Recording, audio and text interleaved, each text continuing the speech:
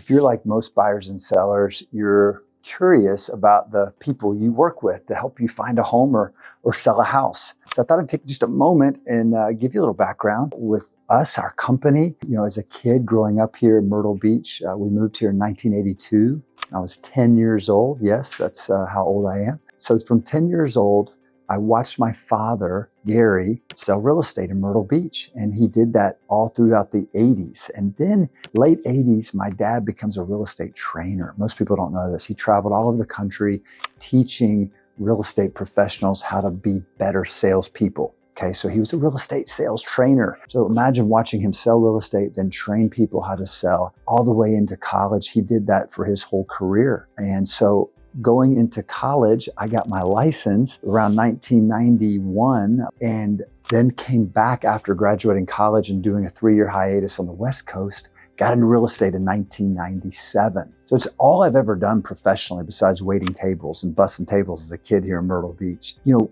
how did we get to where we are today? You know, fast forward almost 30 years later, you know, having a team was never on my radar, but I'd say about 12 years ago, we added a couple of agents to my team. I guess it became a team to serve the client. I mean, we had more leads than we could really effectively serve.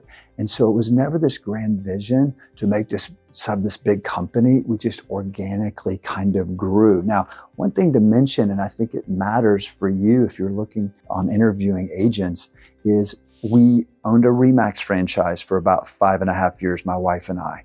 Then we were another brand, another national franchise. And about 3 years ago, we went independent, meaning we're not attached to a national franchise. And what that did for us and our staff, which my staff is phenomenal, they've been with me a long time, it gave us more freedom to do it our way. And our way is client first, serving the client. Not that these other franchises aren't client first, but we have to do less things to please them. In other words, paperwork and all kinds of just stuff that you have to do. We get to run it our way. So the team has really, from our salespeople to our admin, has bought into the client first mentality. And all you have to do is look at our reviews to figure that out. So just a little info on us. I think some of the biggest challenges that we see is still managing just the transaction. It's the biggest transaction in people's lives. So there's emotions, there's other people involved. There's another agent on the other side. If you're a seller, there's a buyer. If you're a buyer, there's a seller.